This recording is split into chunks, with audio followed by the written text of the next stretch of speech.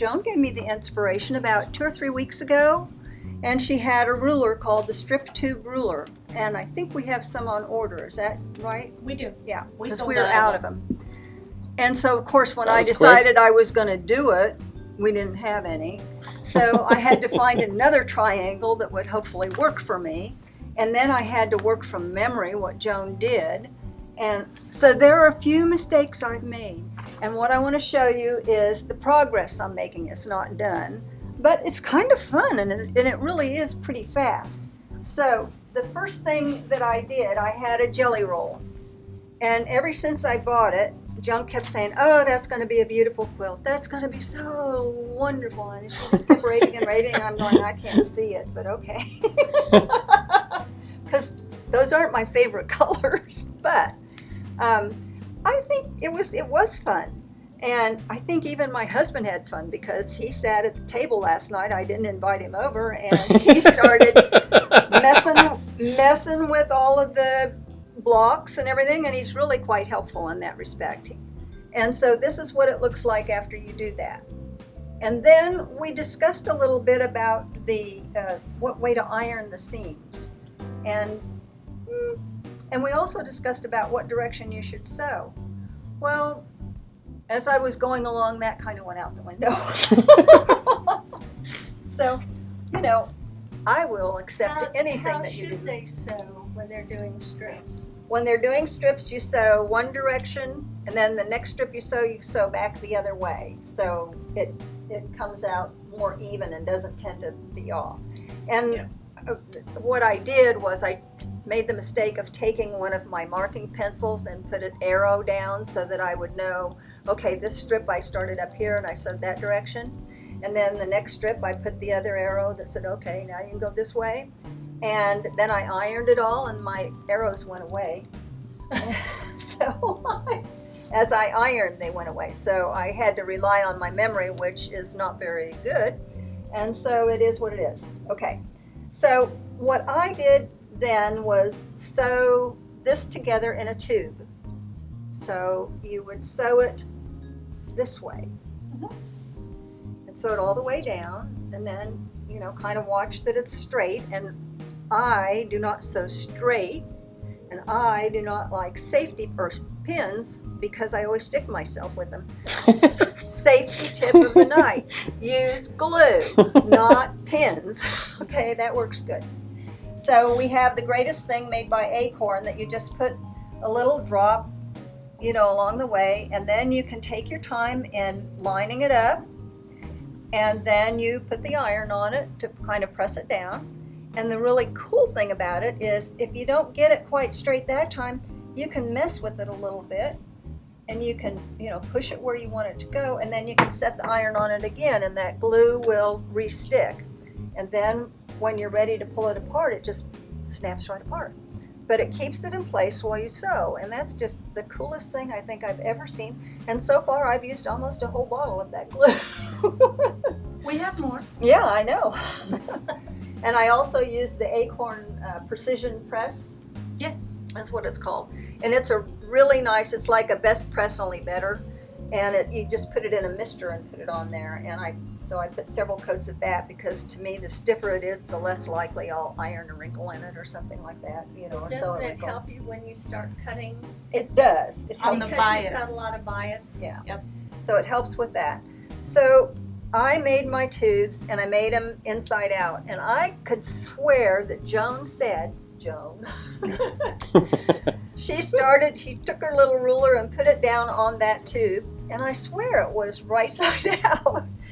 So I turned all my tubes, and that's hard to do, to reach down in there and pull them and turn them and stuff. But I did it. I persevered. And then I brought it in today, and Joan said, why did you turn it inside out? I didn't know that part. Yeah, Okay, she just told me there's that another tonight. good tip. Yeah, don't. don't turn the tubes inside out too early. Right. Okay, Yep. but I've done it, and so it is what it is once again. So It still works. yeah, so you put your ruler down, and I think my ruler's in my other box.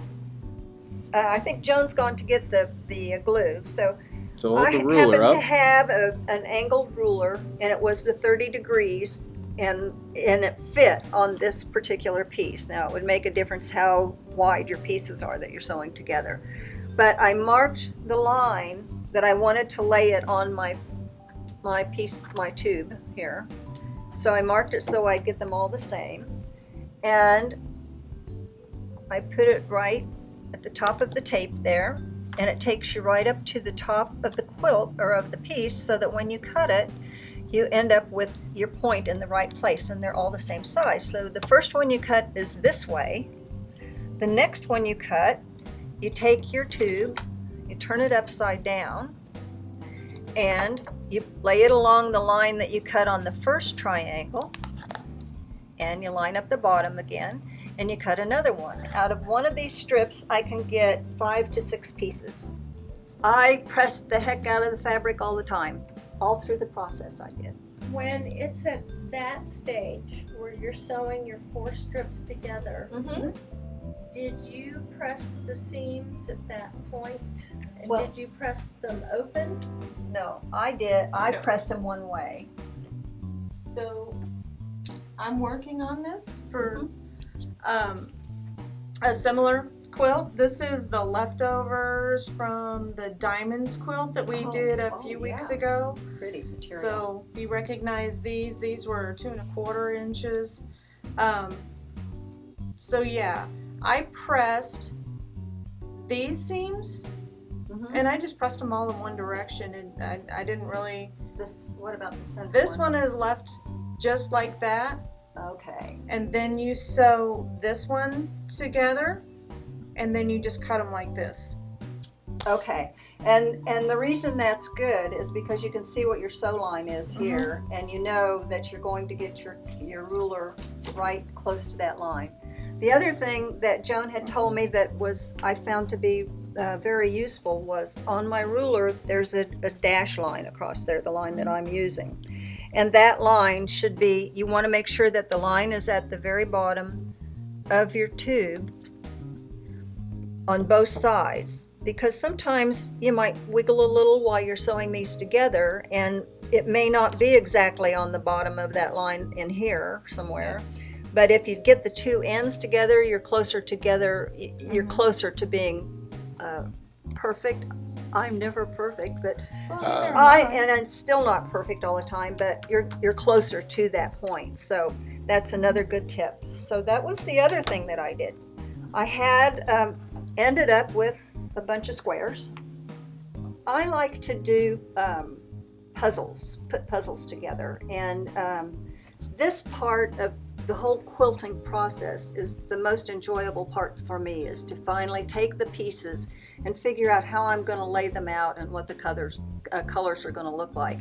I don't think this is the way it's going to end up, but what I was trying to do was make a center block that was solid, red or the off-white, and when I ran out of material I had to kind of blend them a little. That one didn't work right.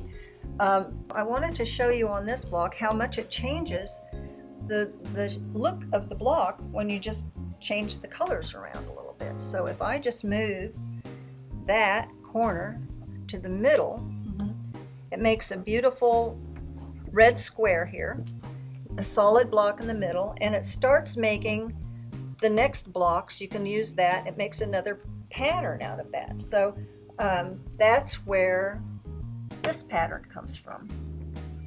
So there's the half center block that you end up with these together, and it just keeps moving along in that direction. So it's really challenging and kind of fun to figure out how to put all the things together. So guess what? I have a small portion of the block. It's beautiful. Let's do it this way.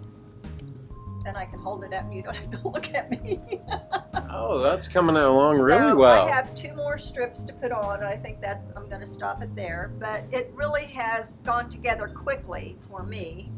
I still, made some mistakes in it, so it's not error-proof. I have trouble with which way to iron the seams, and so I have some little lumps. But all in all, I'm really happy with that method, because I think that you can, between the glue to glue to glue the seams before you sew them. That helps keep everything straight. And so if you have a chance, try that. Bring it up a little bit closer Yeah. so they can Did get we a ever real get good those look at rulers it. in, Joan? Not yet. We're still waiting on the rulers for that. That's the strip tube ruler. Yeah. We'll do another demo when they come in. Great. So you had a viewer question. Uh-huh. They wanted to know how many different fabrics you ended up using in the Well, strip tube quilt. I used the jelly roll, and I did it wrong. Remember that first interview that we did, I guess? And I was telling you to turn the tube inside out, and by doing that, it didn't make it match up as nice. And so I decided, well, I was going to buy some extra material, and I just bought 1/4 yard of different things I thought would go with it, and I felt like if I didn't need them, I'd put them in my stash. So this one is mine, and this one I bought, and This one. this one here I bought too. So And I this added those, yeah. I added some in there. The jelly roll ones, that might be fewer. No. I used all the jelly rolls except that, and I even used the first one that I messed up, but when I laid it out, this is really good too. I think you have to think twice before you show things to your husband sometimes, because I said, well, here it is, honey, and it's a 4x4. And he says, it's square. Quilts aren't supposed to be square. He said that? He said, I just can't wrap my arms around that. So that was another reason to buy more material. You know, what do I care? So anyway, it will come out 4x5 when I'm done. But so beware, be ready to accept whatever they say to you, because you put it out there. So thanks, guys. It's beautiful. Well, thank you. It came out really That's nice. very nice.